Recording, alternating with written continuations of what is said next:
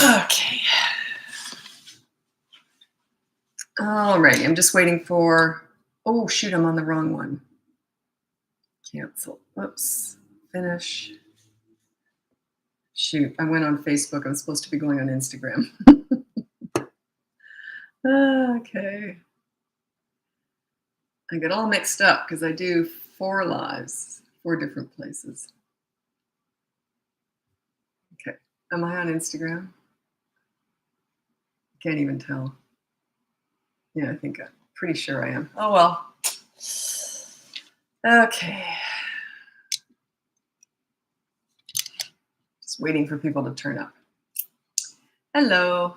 I was just on the wrong platform. I had to switch over really quickly. It's all very confusing. Okay, so people turn up very fast on Instagram, faster than anywhere else. It's really weird. I don't know why that is. Instagram must just send it out differently.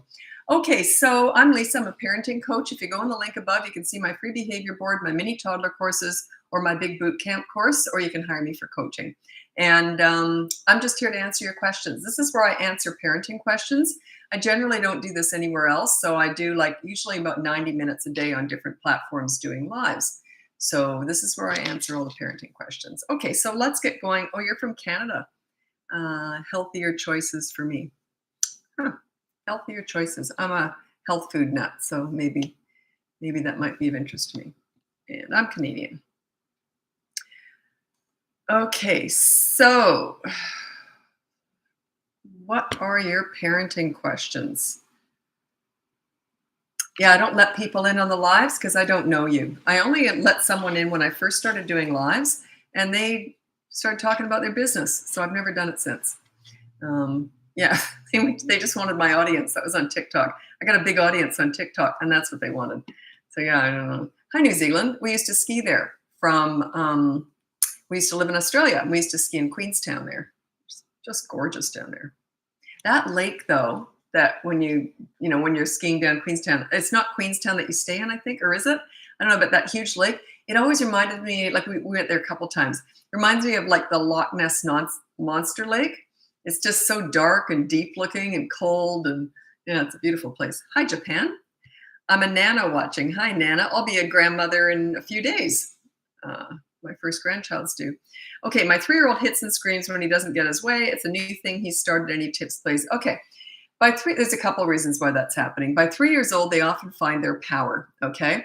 Now, the reason why they do that is if you're not a leader, they kind of are already understanding you're a leader, but when they're toddlers, they're just nuts anyway. But by the age of 3, they're usually starting to settle down. That's when you see it go like that. So if you're a leader, then they get easier. If you're not a leader, they get more difficult. Okay, so work on your leadership skills. It's everything. Check out my free behavior board. It just sort of gets you started. Or you can check out my big boot camp course or hire me for coaching. It teaches you how to be a leader. And just keep watching. It'll all make sense because it comes out in dribs and drabs. People all say, well, how do you be a leader then? Well, keep watching. That's not just one sentence. It's a big process. Okay.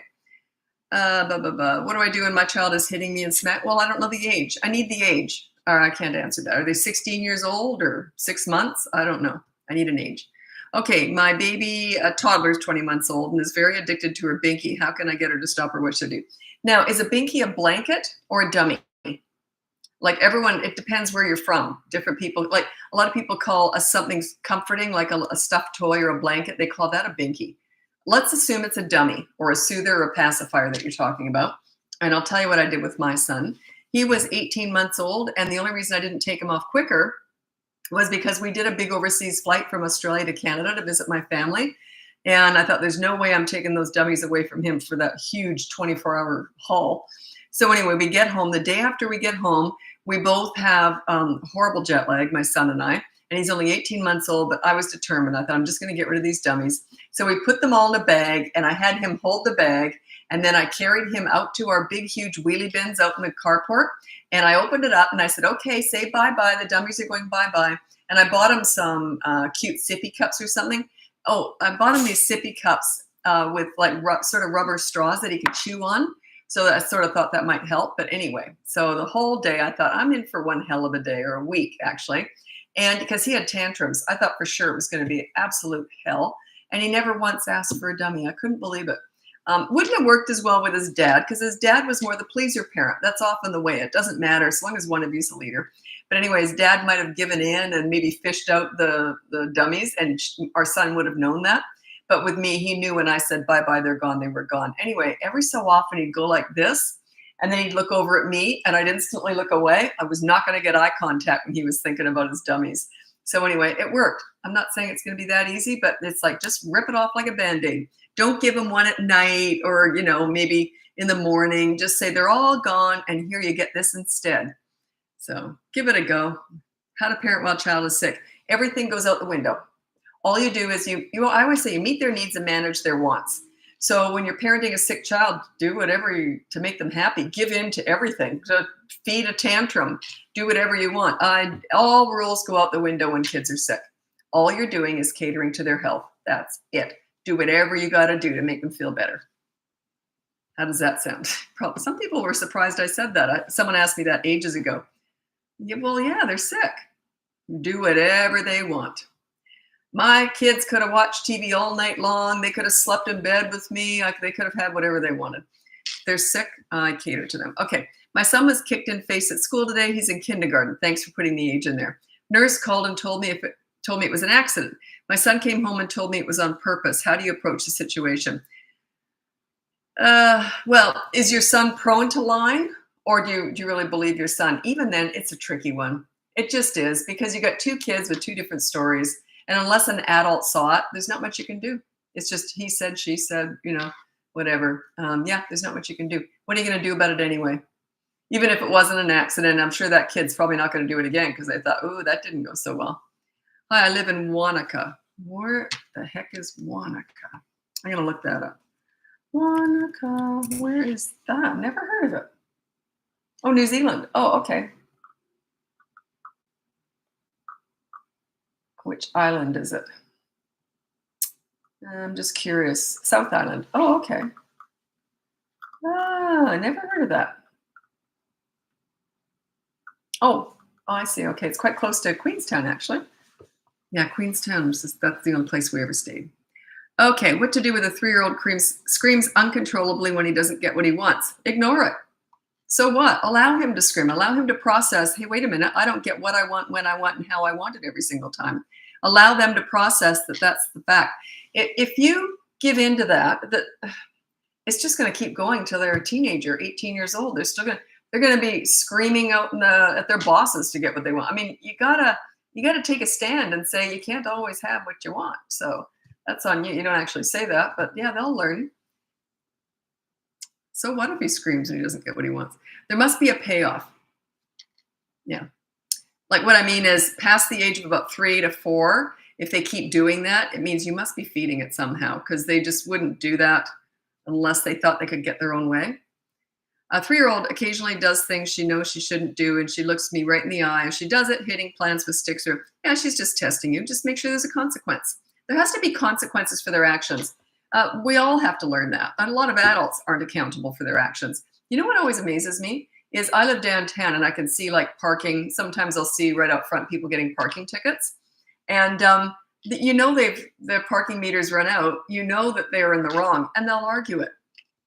They'll actually argue. Like, how ignorant is that? To me, that's just so humiliating when you know you're wrong and you're arguing with someone about it. I just find that trashy. I just think every time I look at someone doing that, I think, ugh, it just grosses me out. But yeah, I can't stand that. That person didn't learn accountability growing up at all. I know exactly how they were parented. There was no accountability there. None. It always amazes me.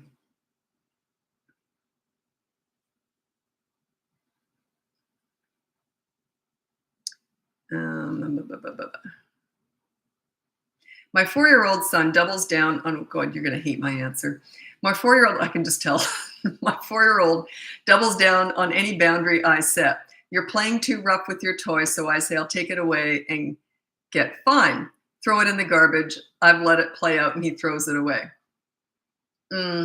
Yeah, you're playing into his hand here. Yeah, check out my behavior board. That's all I want to say. But yeah, he's manipulating you. That's all it is. And it must bother you.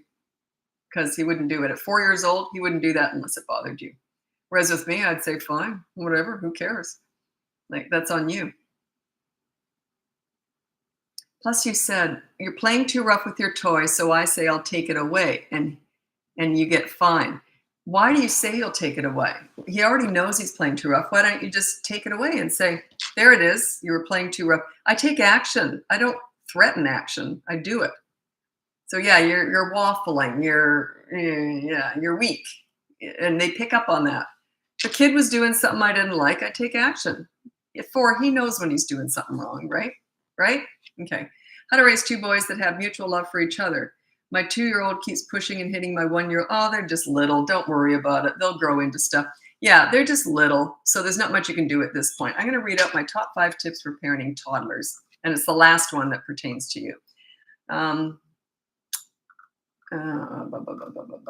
only reason I look at the list is sometimes I mix 2 of them up. So I like to keep the same order. Okay, these are my top 5 tips for parenting toddlers. Number 1, child-proof your home so you never have to say no. Number 2, set up a toy rotation system so they're never bored. And I just did a video on that. Oh, did I post it? I might not have posted it yet. Anyway, set up a toy rotation system so they're never bored. Just did a video somewhere. I do all my own videos on TikTok. Someone else curates them on all my other platforms. So I don't know where it is, but it'll come out soon anyway. Okay, so number 3 is when you want to connect with a toddler, you connect with them in their world. Watch them play and you play along. Let them lead the play. So you enter their world to connect with them and bond with them. Number 4 is stop with the mini therapy sessions when you're disciplining them. Again, you get in their world. They're about consistent corrective actions. They're not about big discussions about feelings and emotions, all that garbage that's so trendy right now. That was invented to make the mom feel good. It's all about the mom. It has nothing to do with the toddler. Nothing. And number 5 is stop trying to figure them out. They're not figure-outable. That's what you're trying to do. You're trying to rush things. They're just 1 and 2. Just let it go. Let it play out as it does. And if they're doing something really bad, then just do consistent corrective actions to correct it. How early can I start disciplining my 9-year-old? Well, you can start disciplining at about 16 months. So check out my boot camp course. That might be for you. And it's really, I don't even really like to call it discipline, but it is. But it's more about teaching children how to have self-discipline, which we all talk about self-discipline like it's wonderful. But then when we discipline children, we're teaching them self-discipline. We're teaching them to make good choices. We're teaching them how to be accountable, how to be responsible. Give them something to be proud of. If you always allow your children to be disrespectful and rude, they have very low self-esteem and they feel like crap about themselves. They just have no pride. What's to be proud of? So yeah, you want them to learn how to be accountable. Check out my boot camp course. That might be a good fit for you. Oh, you're asking me, this is on YouTube. They're asking me how to deal with an adult who tries to tell your kid what to do. I don't talk about that. I just say, don't tell my kid what to do. Yeah, I'm the parent here. I would say that. Like I would never tell someone else how to parent, or I would never tell in front of someone else. I would never tell their kid what to do. That person's out of line. Would just say, yeah, don't tell my kid what to do. That's my job. None of your business. Someone said to my daughter once, they said, that's very rude. I said hello to you. Well, my daughter was told not to talk to strangers. She's like 3 years old. And this man was trying to talk. You can always tell when someone's a little bit off, right? He was trying to talk to her and she turned away because she wasn't supposed to talk to strangers, even though I was there. And then he said, tell your little girl she's very rude for not talking to strangers. And I said, yeah, you're a creepy old man, aren't you? He hightailed it out of there. You can just tell when someone's not quite right. There's something wrong with him. That's the only time anyone ever told my kid what to do in front of me like that. And he was so out of line. Anyway, it was funny. Yeah, he didn't stick around. How do I deal with my 3-year-old at bedtime tantrums? It's after 9 p.m. sometimes. Okay, check out my bedtime battles course. It's for 2 to 8-year-olds. And it teaches you 2 parts, teaches you how to get them in bed and then also how to keep them in bed. So that's the hard part, by the way. Getting them to bed's easy. Keeping them there, that's the hard part. But this one sounds like you're having a hard time getting them in bed. Yeah, check it out. It's a whole system. It's in the link above somewhere. I don't know. I don't know what it's called. Is it called my bio or my description? I don't know what it's called, but it's up above in the link. Or how to potty train at 2. Toddler hitting, baby 6 months. Okay, just keep them separate or supervised. There's not much you can teach a toddler about how to be gentle with a baby. I wouldn't trust them. And then potty train at 2. I recommend 2.5. It's kind of a good age. Some are younger, some are older, but about 2.5. I have a potty training course. I think that's my most popular course. It's about having a potty party. Everything's fun and potty party. I trained my son in 1 day and my daughter in 2 days. I was already kind of a leader though, so I had a bit of an edge up, but it's also a really good way to start leadership skills because you're in charge and it's fun. I teach leadership, and really the focus is on bonding with your kids and being fun. That is, discipline's a tiny part of it. You get discipline out of the way. If they do something bad, you deal with it. You deal with bad behavior, then you focus on the good kid. Because where you put your energy and focus is what grows. If you're always focused on what they're doing wrong and having these mini therapy sessions discussing everything they do wrong, that's just ridiculous. Then they're just going to keep doing it. Why wouldn't they? It's their identity because that's all you ever talk about. So yeah, focus on the good kid.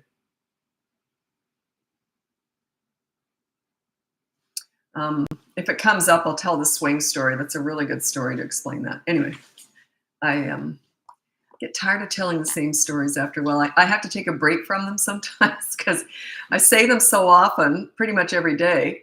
And then I have coaching clients too, and I repeat them again. I always say, have you heard that story? So I don't have to repeat it. It's because I can't hear myself because I've said them so many times, I can't hear it anymore. So I try and change it up and add a few new words in there. But yeah, when you say the same thing all the time, it loses its meaning.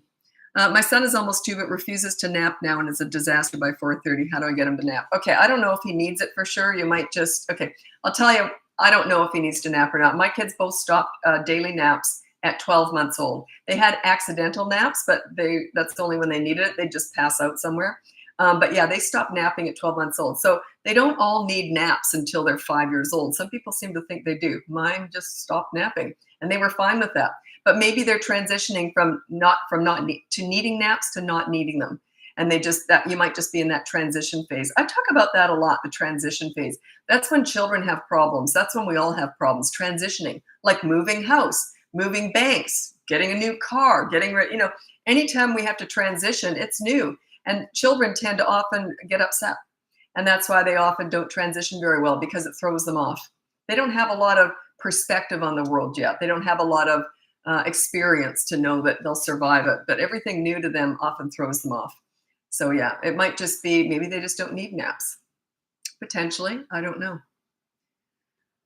Just something to think about. It could be other things, I don't know. 19-month-old baby not sitting, well, 19 months is a toddler, not sitting at all. I tried to make her learn about color animal, trying to do puzzle, but she just run, please, like, yeah, you're trying to force something on her that is not in her DNA right now. So I have my top 5 tips for parenting toddlers. The last one is stop trying to figure them out. Don't try and force them to go against the grain. You set up their environment so that that's something that it makes your life easier. So if you've got a toddler who doesn't want to sit still, maybe have a little table where they can stand and draw and they can move their feet. Like there's all sorts of things you can do. Maybe your child needs one of those little mini trampolines with the handlebars on it they can hang on to and jump around. Maybe they're just hyperactive. I don't know. You got to work with what they're doing. You got to manage them in their terms. You can't try and change their DNA, basically. If you've got a really active, antsy kid who can't sit still, work with it. I've worked with tons of kids who had all sorts of hyperactivity issues. I could tell you story after story after story, but yeah, you got to work with them. You can't expect them to stop that. My almost 5-year-old's been not listening lately. He'll do either exact opposite of what we ask or tell him not to do. Well, I don't know why. It's just lately. They don't usually change at 5. Usually it's 3, 3.5, and then again at around 8 or 9. So I don't know what's going on there. It could be something at school. I don't know. Anyway, check out my boot camp course. That might be for you. It teaches you how to be a leader between 3 and 12-year-old kids. That's the age. That's when you're at the height of your leadership skills. That's when they want to please you. When you're a really good leader, you're their leader. They want to please you. You're like a mentor to them. They look up to you. You're fun. You make them feel good about themselves. Teenagers, it changes a little bit. And then before that, under the age of 3, they're just crazy anyway. They're just forming. So you're not at the height of your leadership skills at all. Yeah, good luck with that. Someone actually said to me, how do I get my toddler to do what I want? I literally froze. I was, how do you get a 2-year-old to do what you want? Like, are you pranking me? Yeah, you got to work with them. You don't work against them.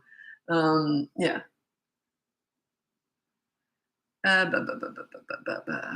And when you continue questions, I can't always go back and see the first part of it. So the whole question has to go in one go. What if you give our 2-year-old 2 options, but she always says, no, that's a good idea, or no, that's not a good idea, or I don't want to. Well, then don't give her any options. Just say, okay, are you talking about clothes? Okay, here's what you're wearing today. No, I don't want to. She's 2. Get them on. Get them on her. Just do it. Yeah, if that's not working for you, I would sometimes give my kids options, but they didn't really care. Maybe she's testing you. She's trying to control, see how much she can be in charge of. Yeah. It's good to give them choices, but you can overdo it. Do you want broccoli or chocolate? You can overdo it with choices, and then it can actually confuse them. Sorry, I've got my chair clunking around here. How to handle strong-willed 11-year-old that doesn't want to go to school because he doesn't like his teacher. Well, so what if he doesn't want to go to school? He's still got to do it anyway. Geez, that would how bad is it? Like, are you really struggling? That would be coaching. You'd have to hire me for coaching to figure that out. I don't know why. When did this start? What kind of relationship do you have? What does he not like about the teacher? Does he have friends at school? How's he doing in school? Is he failing some stuff? Is he, I don't know. I'd have to assess the whole situation to get some clarity on it before I could even get, because I don't know what's going on. My question, when do you leave the diaper off at night during potty training? My kids never had a diaper on once I started potty training. No pull-ups, nothing. But what I did do is I made sure they had nothing to drink, probably not, I've got all this in the course. Before they went to bed, they had nothing to drink. And then I would, if they were peers at night, because sometimes that they only pee first thing in the morning, right? Like you can usually tell. So then I would just get them up really early and I would bring the potty into their room real quick and put like plastic underneath it or something to protect the carpet. They had carpet in their room. Anyway, ripped that all out after a few years. But anyway, I hate carpet. But anyway, so yeah, I kind of worked with it and each kid was different. My daughter would go all night without peeing. My son, I think I woke him up early just to get him on that potty real fast. And he was half asleep. So was I, but I still did it. Yeah, once you put a diaper on, it kind of sends the message that they can still go in their pants. And plus, I didn't mind accidents in the middle of the night. Like I just cleaned it all up. And I don't think there was any. I don't remember. God, it was like 35 years ago, 34 years ago. I don't remember. But yeah, I know that. And I know that past the first night, my son never had an accident. My daughter had an accident. It took 2 days to train her. She never had an accident except one day I didn't bring the potty and I said, can you just hold it? And she was such a sweet, easy little thing. She goes, okay, mommy. But she couldn't. My son would have said no. But she was always so agreeable. She's just the easiest kid. She was so agreeable. She goes, okay, mommy. And then she peed herself. Poor little thing. Felt bad for her. And that's mommy's fault. Silly mommy. And never, ever, ever blame a child for wetting themselves. Mommy does it too. I pee my pants all the time. Thank you. If I could like this live a million times, I would. Oh, thanks so much. That's so sweet. Oh yeah, my 10-month-old screams a lot already. Looks like tantrums sometimes. Is this normal? Yep, they're either they're born to do them or they're not. It's just a temper. It's a temperament. It's their DNA, their genetics, whatever. I never had a tantrum. My daughter never had a tantrum. My son had them. He had them from the time he was born because if he couldn't get on the boob right away, he'd like start to scream and turn red, whereas my daughter would just wait. And they can't quite latch on, and he would just have a tantrum, and he was like brand new. So yeah, he had a temper and they either do or they don't. His wasn't horrible. I mean, I've seen a lot worse than his and he grew out of them. He knew they wouldn't work with me. So he grew out of them. And, but yeah, they're either born to have them or they're not. There's 4 things like that they're either going to do or they're never going to do. It's not in them. One is tantrums. One is climbing. One is running. They don't look behind. They just take off in the traffic or whatever. And the last one is, geez, I forgot. Oh yeah, hitting, aggressiveness. They're either going to hit or they're not. My kids would have been pulverized. They still wouldn't have hit back. And I wouldn't have either. Like they either have that in their DNA or they don't to fight back physically when they're toddlers. I don't like to talk about this. The cried out method for sleep training advice. It's not, I did it, but I didn't like it. But I don't know what else to do. So yeah, I guess it's okay. Sleep training is when you let them cry it out when they're babies and they're in a crib. And I sat outside the door and cried a lot harder than my kids did. So it was only one bad night, but yeah, I did it. I don't think I did it with my daughter. She didn't go through that really. My son, I'm pretty sure he was about 8 or 10 months old when I did it because he was just getting up to play in the middle of the night. And I thought, I'm not doing this anymore. So yeah, I did it. But it's one of those things I don't like to recommend it because it's just made me feel sick because I just hate letting a baby cry. My babies cried, I picked them up, but I did it just to get, oh, I hate it. Ugh. I felt horrible. Oh, okay. I always say I knew my firstborn's temperament around day 9. Yeah, I swear I knew then he'd be strong-willed and I'd never wonder how he felt. It's true. Yeah, yeah. It's just something they're born with. It's not necessarily a bad thing. Once they learn how to manage their temper, it's not like they turn into wife beaters or, bullies at all. It just means that they just can't control their own emotions when they don't get their own way. They just lose their nut. I remember when I was little, I can still remember this. I remember looking at other kids having tantrums because I was very proud. I always say I was born old. I just was born old. You know that type? Like my daughter was too. And my son, no, he was just born like a normal kid. But my daughter and I were both born old. And I can remember I was probably 2 or 3, and I'd see other kids have tantrums. And I remember thinking, how embarrassing. Why would you do that? Like, I just thought, how humiliating. And I can remember being tiny. My daughter was the same. She'd look at kids like this, like, ew. Whereas my son would just throw a tantrum and wouldn't think twice. That's so interesting you say that they're born to have them or not. Yeah, for sure. My little guy is for sure already showing this at 8 months. Oh, yeah. And it doesn't mean that and often, like I wouldn't call my son difficult at all. He was actually quite an easy child, but he did have tantrums from then and again. And that's not what I would call a particularly difficult personality. It's just something that they do when they're toddlers, and they will grow out of it if you learn how to properly ignore them. It's a way of ignoring a tantrum. That's my son. He runs without caution. Oh, they just take off. Those are the runners, and those are the ones you got to get a harness for them and just clip them in when they run and say, you cannot run. You're going to be clipped in now for the rest of this outing. Take the hard line. It's going to be awful, but yeah, you don't want them running in front of a bus, right? You clip them into a car seat. You got to clip them in when you're out in traffic too. Yeah, my son goes crazy every time at the dentist. We just go, I can't help you with that. I don't blame him. There's really nothing you can do about that. I think that, and now I can't talk about this because it's a medical thing, but I know sometimes they will actually subscribe or prescribe something to calm them down. I've heard of that, but I don't know anything. I can't recommend it. I don't know anything about that stuff. But yeah, not much you can do about that. It's like if a kid's afraid of a needle. Sometimes there's nothing you can do. What's funny is I could probably do my own needles. They don't bother me at all. I watch them go in. I watch the blood getting sucked out. But if a needle goes anywhere near my kids, even as adults, I just about freak out. I can't take it. I can't take watching my kids get a needle. But I can watch anybody else get it. Or isn't that funny? When they were babies, I just about passed out every time they get an immunization. But it doesn't bother me when it's me or anybody else.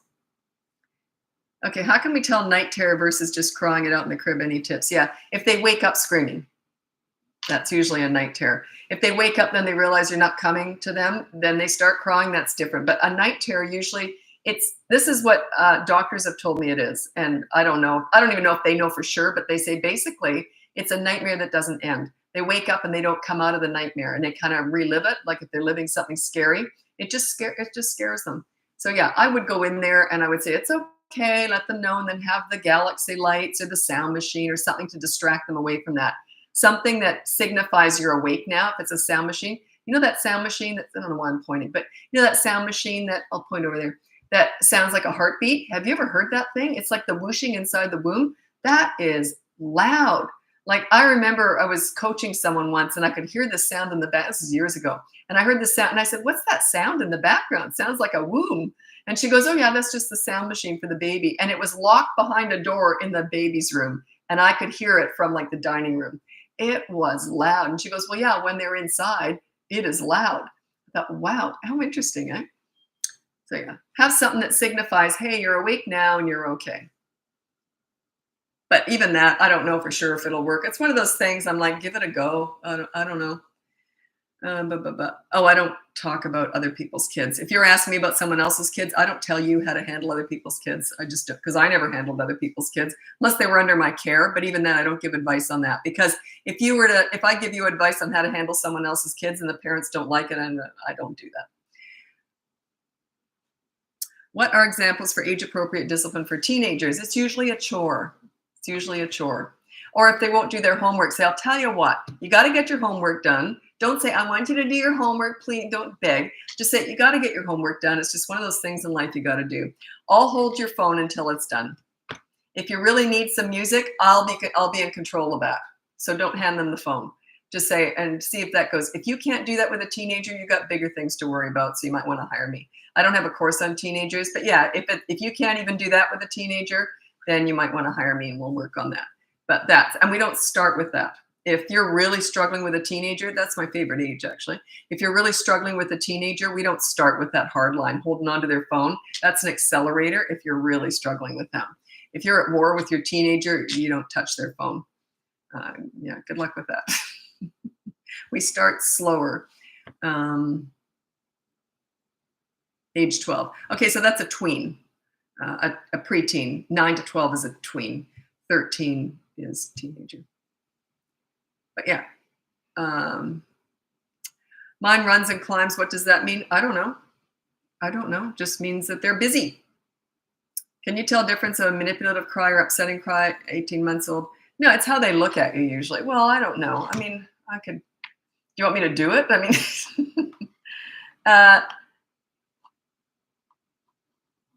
yeah, I don't want to do it, but there is a difference. But I don't want to do it. Look it up. Look on YouTube. And it's not definitive. Like, I could get it a bit wrong, but there is definitely a difference. But there's no way I want to do it. Too self-conscious. Okay. What times? Oh, I've gone over time. I got to move over to TikTok now if you want to join me over there. And I'm on YouTube the whole time. That's where all of my lives are saved. Anyway, I got to run because I'm like a minute late. So anyway, check out my link if you want to check out my courses and my coaching and all that sort of stuff. So we'll see you over on TikTok.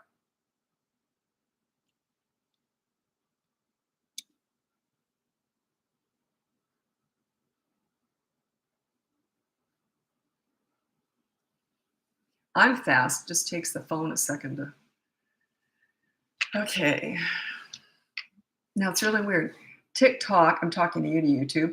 TikTok, it's very slow to get people in. They filter out the live information very slowly. On Instagram, it's all at once. Like 100 people turn up right away. Whereas on TikTok, it's very slow. I'll get like 1,000 people, but they come in very slow. I don't know why that is. Sorry, I'm talking to YouTube. Widowed, single mother of 2 boys. Any advice? Well, I was a single mom, and it's the same thing. They only need one really good leader. Just lead, and I wouldn't do anything different. But if you want some help with how to deal with grief, I do deal with that in coaching.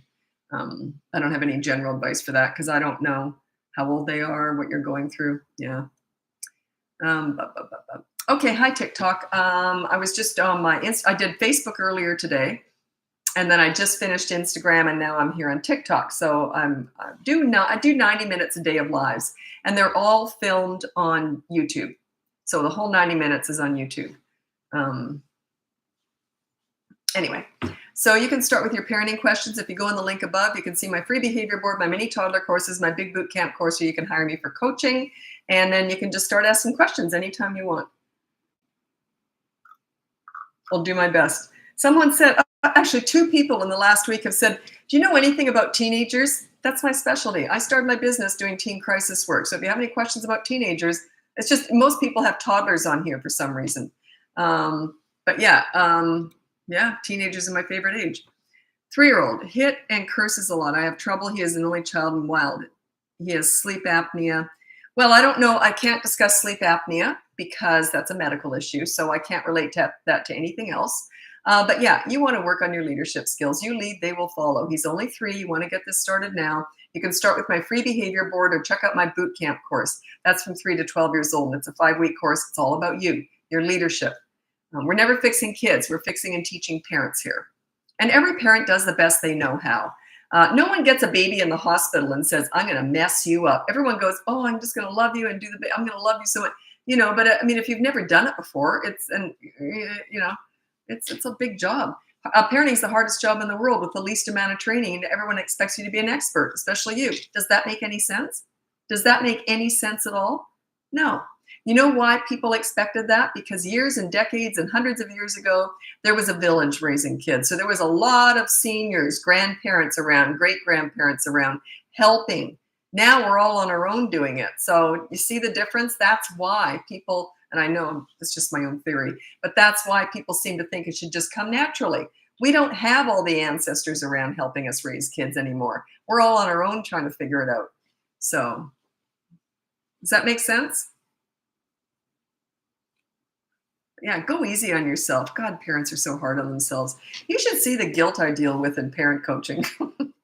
I'm just the worst mother in the whole world. I'm the worst dad. My kids are all effed up. And I'm like, okay, get it out of your system and let's go to work. I don't care about all that. Just let's get to work here, okay? Guilt and parent guilt, there's nothing like it. It's just so traumatic. And I say, yeah, okay, you finished? You feel better now? Got that out of your system? Let's get to work. I don't care about any of that. It's all, let's just move forward. 5-year-old boy with language delay recently started throwing tantrums. That doesn't make sense to me. They don't start tantrums at 5. So I don't quite know what's going on. Maybe you could elaborate. But when you do elaborate, put the whole question in because I won't remember to go back. 3-year-old will not sit in timeout. Whoops. I hate timeout. I can't stand it. I have spanked, although I don't like to. Other options are check out my behavior board. He's 3 years old. That's when the behavior board starts. So you can check out the boot camp course. That's just more elaborate, right? And it's not free. The behavior board is completely free. Check that out and don't do timeout. I can't stand it. I think it's mean. It's humiliating. You go sit over there. You're not even worth talking to. You go think about what you did.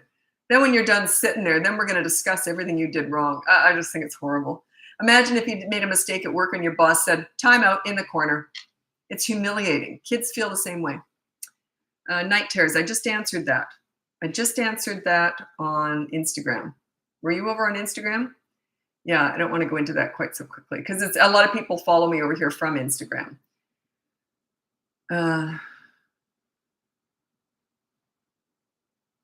Someone just asked this. Are you teasing me here? Because I just said in the last week, 2 people have asked me if I know anything about teenagers. That's my specialty is teenagers. And then you said you give advice for parents of teens. That's my specialty. Yeah, they're my favorite age. I started my business 17 years ago doing teen crisis work.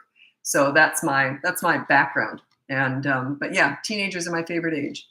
And everything I talk about is trying to get you in the teen years, trying to get you to sail through it like I did. That's my whole goal. I know how to work backwards from the teen years. So everything I teach you, no matter how old they are, I'm always thinking about those teen years because you're going to make mistakes and they're going to act out at any age. But when that happens in the teen years, it can be deadly, really dangerous. So that's why I'm always going backwards.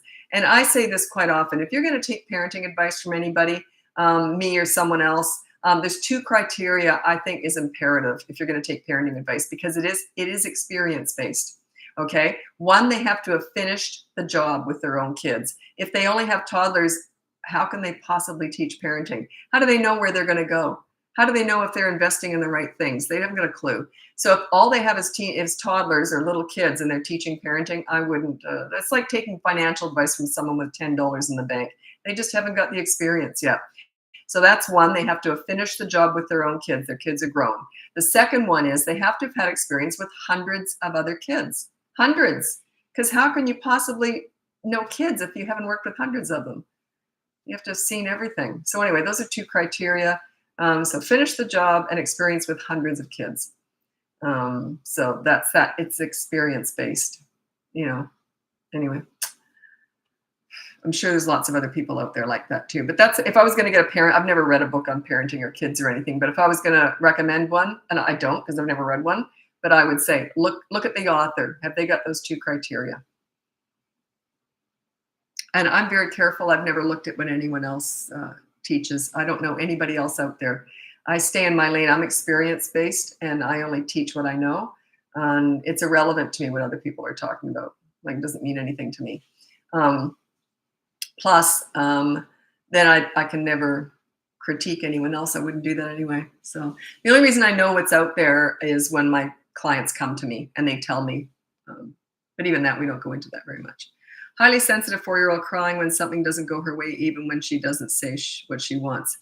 Okay, I don't know if this is what's going on, but I always say work on your leadership skills. And if you know you're a really calm, fun leader, and they're still like that, then I would look into it.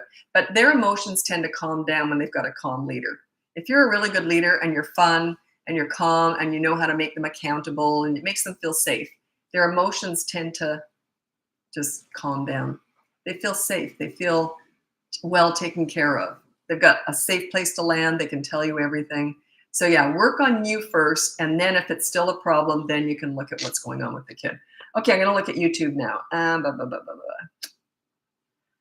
Okay, my 2-year-old daughter has recently started to say mine to her toys and random things like our 3-month-old bird. Yeah, I'm not even going to answer that. Just wait it out. It's just one stage after another. If she says no when you ask her for a toy, just take it. If she, can I please have that toy? No. And say, well, I'm taking it anyway, and then take it. You have to follow things up with action. If you say something's going to happen, you have to follow it up with an action. Toddlers are about consistent corrective actions. But yeah, it's just a stage. They're just going to go through stage after stage. Toddlers are crazy. They're just forming. I'm going to read my top 5 tips for parenting toddlers. And there's nothing wrong with toddlers or teenagers. It's a lack of understanding of both. That's the problem. Toddlers and teenagers, that is the number one problem with parenting them that I see, is a lack of understanding them. Okay. And anyway, okay. Toddlers, this is my top 5 tips for parenting. Toddlers, number 1 is childproof your home so you never have to say no. Set up a toy rotation system so they're never bored. Enter their world to connect with them. You don't connect with them at the nail salon. You go to the park and roll down the hill. So you enter their world when you're having fun with them to connect. Number 4 is it's kind of the same idea. When you want to discipline them, you discipline them in their world. They're not about words. They're not about these mini therapy sessions. They're so popular right now. It's just garbage. I'm discussing all their big feelings and big emotions. If I hear that one more time, I'm going to bomb it. Anyway, that's all feeding the mom's needs. Makes her feel good about herself. It has nothing to do with the toddler. Nothing. They're about consistent corrective actions. Consistent corrective actions. You got to be consistent though. If you miss 1 time out of 10, they always remember the time you mess up. So pick a battle and then just focus on that. The rest of the stuff, let go, but just focus on one thing at a time. Okay, so that's number 4. Number 5 is stop trying to figure them out. They're not figure-outable because they haven't formed yet. I always say toddlers are crazy. It's not just that they haven't developed sanity yet. They're not there yet. They're forming. Imagine if you've only been in the world for 2 years and for the first year you were a potato laying on a mattress. Like, they're just forming. They have no context of the world yet. They've just got one marble and some tumbleweed floating around in there. Cute as a button, but they're all feet, no brains. Just go with it. Have fun with them. That was my least favorite age. Toddlers. Fine at home, but when I had to take them out, I could never relax. I was watching them constantly, because they're all feet, no brains, So yeah.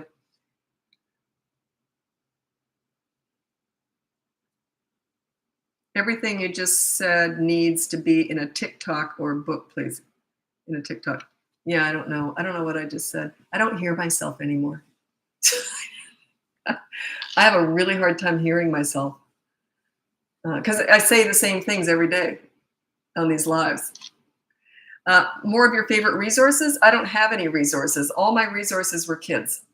Everything I have is my free behavior board, my mini toddler courses, my big boot camp course, 3 to 12 years old, and then coaching is for teenagers or any other age. You can hire me for any age, but I only have teenage stuff in one-on-one with me coaching. That's all I've got. But I don't have any books. I've never read a book on parenting or anything. I let kids teach me all this. I observed and figured kids out and teenagers out. I figured all this out by myself, just observing and working with hundreds of kids. And then I raised a couple, but they were easy because I'd already worked with so many difficult kids. And then I had easy kids. And it was like, whoa. Everyone says parenting's hard, but after you work with hundreds of kids who were always difficult, I never got easy kids, ever. No one ever said, here's an easy one, Lisa. They all went, good luck with this one.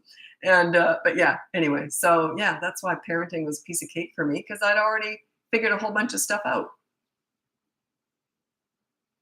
But I put in hours and it's all volunteer work too. I put in hours and hours. I just loved mothering kids. I always had this huge maternal instinct. mothering. And that's what I'm doing with you, because I'm old now. I'm mothering all of you. See, I just have to get this out. I've got all this mothering energy. I've always had this. Always, my whole life, I've had this huge need to mother. And yeah, I'm still doing it because I'm mothering all you guys. You're all kids to me. You're all young. When I first started my business 17 years ago, I specialized in teenagers. So a lot of my clients were older than me. Yeah, it was kind of hard because, I mean, teenage stuff's pretty tough. So I had to get really tough with a lot of these parents and convince them to do what I was recommending, which is not always easy. And it was kind of awkward because a lot of them were quite a bit older than me. Now I'm older than all my clients, so it's easy. Like I always sort of felt like, and another thing you should do. Now I'm like, here's what you do, because it's different when you're old, right? One marble and some tumbleweed. Yeah, they're cute as a button, but they just haven't formed yet, right? My favorite one is a potato laying on a mattress. I just made that up on the fly once. Oh, that was pretty good. I like that one. I'm patting myself on the back.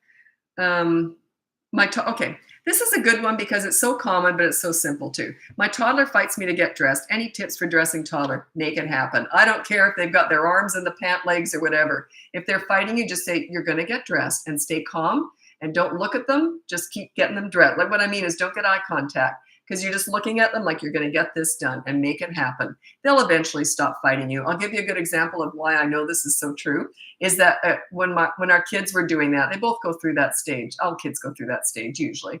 Not so much my daughter, but my son certainly did. He was more squirmy. But when they learned, when mom said you're getting your diaper changed, it's going to be changed. There's no ifs, ands. You're not getting any toys to hold. You're not going to get down for a minute. We're not going to hug it out first. It's like, I'm going to be changing your diaper now, and it's going to happen. So zip, and I got it done and put my elbow across the chest and just got it done like that. And they just never fought me. They learn when mom says she's going to do something. But dad, on the other hand, would say, okay, if I let you play with your Duplo a little bit, then will you get they would just fought him like crazy. And I just stand there like this watching the show. It was fun. You don't both need to be leaders. Often there very rarely are two really calm leaders, strong leaders in the family. There's usually a leader and a pleaser. But so long as the pleaser defers to the leader, it's all good. Like my ex-husband, he used to say to me, well, when they're out with me, they're quite different if you're not around. And he says, what should I do? And I said, just say, do you want me to tell mom? That's all he had to say. Do you want me to tell mom? No, never mind. So then you only need one leader, but the pleaser can use the leader as leverage. Do you ever wish that you had more children? Yeah, I miscarried multiples between my two kids. I wanted 4 kids. My ex-husband just wanted 2. And it's no big deal, right? So yeah, I was thrilled with the 2 I got. So just didn't end up being that big a deal once you got a couple of great kids. So yeah, but I did miscarry multiples. I don't know how many were in there. Most of them I lost in the toilet. But anyway, so yeah. Okay, here we go. I had a miscarriage last night. I was just talking. I had a miscarriage, and I already had a son at the time, and it want nothing to do with my son today, and it makes me feel bad. I don't know what to tell you. You're just going through some stuff. So yeah, I'll tell you what. My ex-husband, he did this really well. I had the miscarriage, and our son was like 2, I think. So I was in the hospital and, feeling pretty awful. And plus, I didn't know I was carrying multiples. I was 3 months along, and I knew I was really big, and I wasn't that sick either. And I thought, this is weird. I'm not sick this time. Well, obviously the pregnancy wasn't gripping, and, it wasn't taking as much out of me as it should have been. I think they said that's probably why you weren't sick. So anyway, and multiples is hard to carry. So anyway, I just found out I was carrying multiples. My husband at the time didn't even know that yet. So, and I was just processing all this. And what he did was he bought some flowers and sent my 2-year-old all by himself into my room with the flowers. And it was like the light just came back into my heart again. Like I just sort of, yeah, it'll come back. It'll come back. But give yourself some grace. You're going through something. I agree. My kids would listen to me, but not their dad. But when they're about the age of 3, you can reason with them. And that's when he started saying, do you want me to tell mom? Before that, they wouldn't have cared. But they can actually reason at the age of 3. Doesn't mean they will, but they have the ability to stop and think, no, I don't really want mom to hear. Funny thing is, my son said years and years later, he said, why are we so afraid of you? You never even did anything. And I said, I know. I was just because I had that command, right? My mom was like that. She never did anything. But if I was trying to pull the wool over my dad's eyes, And I'd say, Daddy, can I please have that? And he'd say, sure, sweetie. And then he'd say, how about we just check with mom first? And I went, never mind. And the funny thing is that my mom was the one I told everything to, and I was the one my kids told everything to. The leader is the one they tend to tell everything to. I don't know why, just the way it works out. You become the mentor, the one that they turn to. They love you. They love you both, but it's that leader is the one that they tell everything to, right through the teen years. Wow, I'm sorry. I'm sure it took such a long time to be able to speak about it so plainly. What, my miscarriage? No, I was talking about it that day. I told everybody. Yeah, no, I talk about everything. I don't keep stuff to myself. I'm an open book. It helps me to talk. And besides, I had real perspective on it because I already had a son. I think it would have been harder if I didn't have a child already. But it's hard anyway. But plus, I just found out I had multiples and I wanted tons of kids. So, anyway. But you know what? I've been through stuff in my life. That wasn't the hardest thing I've been through. So, yeah. I think it's perspective. It depends if you've never had anything to deal with. I'm sure that would be harder. Okay. You said, I have a 2.5-year-old and a 10-month-old, and I sometimes lose my patience with the toddler and have yelled. Yeah, most parents yell. When they come to me with coaching, I'll say to them, okay, do you yell? And then they'll say, yes. The odd time I'll get parents who say, yeah, no, we don't yell. It's so rare, it throws me off. I'm like, well, then maybe we should just give me a minute here. Like, it's just that rare, it throws me off when parents don't yell. And I always tell them that. I said, can't you even lie about it? Like, just come on. Like, I can hardly deal with it. It's that common to yell. I'll tell you why. It's short term, it works, but it works in the short term. It backfires down the road. It's like spanking. Spanking and yelling work in the short term, but they backfire. No one wants to do it, but because they work in the short term, most people yell and a lot of people spank. Okay? There's no judgment here. It works in the short term. I'm not judging anything. It works in the short term, but it backfires. And you know that. You only do it because you don't know what else to do. I teach you what else to do. That's all. You don't need to do that, but you're just doing it because you don't have any other tools. That's why I'm here. I'm teaching you what else to do. How's it backfire? Oh, they become yellers and they will hit you back. They often become bullies and they'll yell and hit at other kids. And in the teen years, watch out. That's when all that resentment and rebellion comes out big time. They build it up, build it up, build it up. And by the time they're teenagers, they've been building it up for all those years. Yeah. Anyway, do I do private coaching? Yeah, that's how I started my business. It was all coaching. So yeah, I do that. That's why I spend most of my days coaching. That's what I do.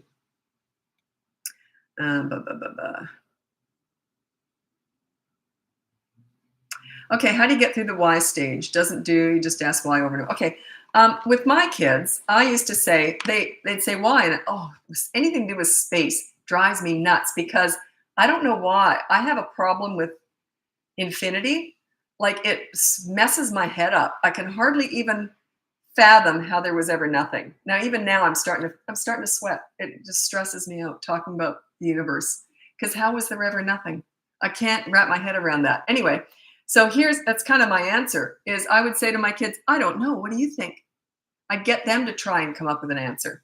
But why? I don't know. What do you think? Could it be this? Maybe that? I don't know. I really was very big on trying to get my kids to be problem solvers. And I never wanted to set myself up as a know-it-all at all. I was very much the leader for sure. But I never wanted them to think I was a know-it-all. I wanted them to think, hey, wait, mom doesn't know anything. I don't know anything. Let's figure it all out together. Let's work together like a team, right? So like my mom was like that. If I said to my mom, Mom, what should I do? And I was little, and I would say this, Mommy, I don't know what to do with it. What should I do? She always answered the exact same way. Well, I don't know. You're a smart girl. You can figure it out. And then we'd talk about it, and I thought I was coming up with all my own solutions. She was feeding me information. Well, when I was a little girl, I think what I remember doing. So she was feeding the information. But I always felt like I was part of a team. Like I had a voice. My kids had a voice, believe me. They talked about everything all the time, and they felt they had a lot of pride in themselves because they had a voice. I listened to them. So yeah, I'd just say, I don't know. Let's figure it out together. Yelling doesn't build respect, and that's why we need, yeah, yelling builds resentment. Yelling is, and it does work in the short time because it scares them. I did a whole video, my biggest video, was it that one? I think I might have even taken it down. It got like millions of views. It's when I first went on TikTok. And it was something about why you should never yell at your kids. I think I might have taken it down because there's a reason why you shouldn't yell. Actually, you're better off spanking them than yelling at them. It's a psychological thing. Anyway, so kids, tons of kids have said, I'd rather be hit than yelled at. And I understand it. I know why. And I did a whole video on it. And then I thought, these poor parents who were seeing this video. So I don't know if I took it down, but it was one of my biggest videos ever. It was 2 years ago. And, but yeah, what's the point in harping on why you shouldn't do it? We all know you shouldn't yell. But yeah, I'm just teaching you other things to do. Yeah, no one wants to yell. Okay, but that's why if you use the behavior board, the kids have to be 3. Your rule is always no yelling. Always. That's what you start with, no yelling. Because if you yell at your kids, then you have to play hide and seek for 10 minutes. You have to make it up to them. You have to make amends. Geez, I'm sorry I yelled. Do you want to play hide and seek for 10 minutes? It won't work with teenagers, but there's other things you do, right? With teenagers, if you yell at them, it's usually something like you can't talk all night. But you can communicate by writing in longhand, and like writing on pen and paper. It's the only way you can communicate. After dinner for the whole night, you're not allowed to talk. Teenagers love that one. I'm actively trying to do better. Thank you for suggestions. Yeah, everyone is. You're not alone. You should see the people I get for coaching. Smart heads of corporations, doctors, child psychologists, tons and tons of teachers and principals and child psychologists. They're a huge portion of my clients. It's not so much that they're struggling more than other people, but they want to get it right. And they identify parenting as a specialty. They're very good in their institutional jobs. They're different. Parenting is personal. It's home-based and it's personal. It's just different. Not everything crosses over. Like I could never do their jobs. I could never be a child psychologist or a teacher or principal, but I know how to parent. And they identify the difference. So yeah, they're struggling. They've got all sorts of child development degrees and they still yell and struggle. So, because parenting is personal. It's a whole different relationship.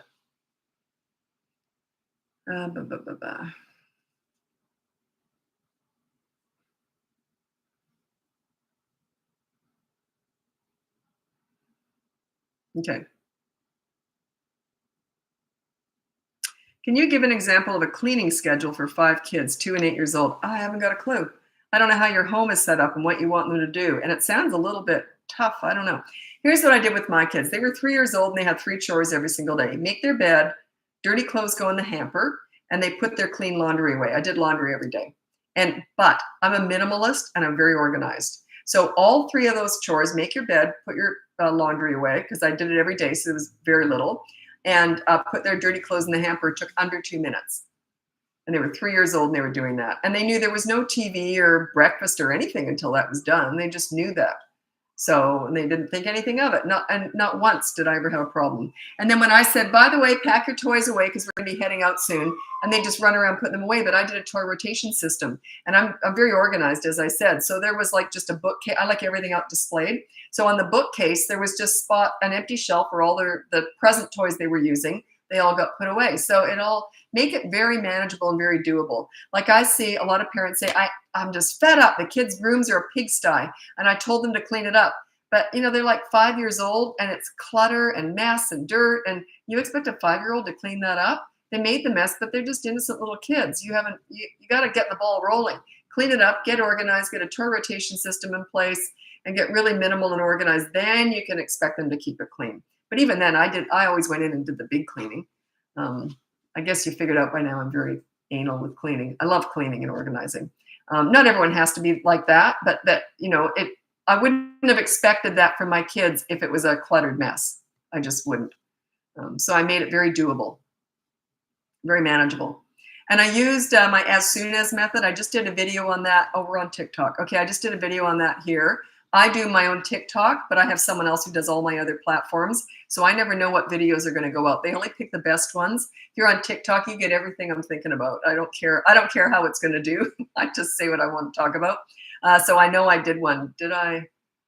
Yeah, I did. I did post it. How to get your kids to do what you want to do without asking. something like that. It's that as soon as method. So like my kids knew if they wanted to go outside to play or go in the pool or watch TV, they knew they got to have their homework done. They had to have stuff done before they could do that. They couldn't leave a mess behind and then go do those things. They just, so I use the as soon as method. Mom, can we watch TV? This is when they were learning. Mom, can we watch TV? Sure, as soon as you finish your chores. They'd race around doing their chores and they could watch TV. The as soon as method. So I never told them what to do. My friends used to say, how do you get your kids they're so like obedient. I said, no, they're not. I never told them what to do. They just understood responsibilities. They understood you got to do what you need to do before you can do what you want to do. They understood that by about the age of 3. Anyone can do this. Anyone can learn this. It's a learned skill. I wasn't born like this. I kind of was born to mother. Yes, I do think I was. But I was volunteering in daycare centers at 11 years old. And that's when I really started figuring this out. And I remember the daycare workers used to say, how do you do that? They all want to be with you, but they just respect you. And I didn't know how to answer that. I was a leader. And I always lead with fun. Always lead with fun. A leader to me brings out the best in children. You want them to like themselves when they're with you. Therefore, they want to please you because you are the source of their high self-esteem. You make them feel good. You give them a voice. Make them feel proud of themselves. Sure, you can watch TV as soon as you've done your chores. Oh, and they run around like they just were so proud of themselves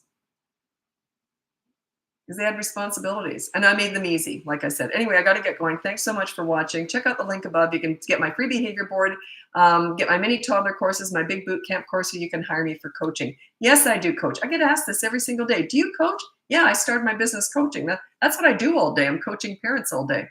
So I do parent coach one-on-one anywhere in the world. It's all done on Zoom. And another thing I get asked a lot is, oh, do you know anything about teenagers? I started my business with teen crisis work. So teenagers is my specialty. They're my favorite age. So yeah, and everything I'm talking about, I'm working backwards because I know how to get you through those teen years. So I've just bloop, bloop, bloop, gone backwards, and I know how to build that respect to get you through the teen years. Nice and easy. Anyway, thanks so much for watching. We'll be back. I don't know what time I'll be back tomorrow, but I'll be back again tomorrow. Take care. Bye now. Oh, boy, I talk fast. My mouth's all dry now. Bye, YouTube.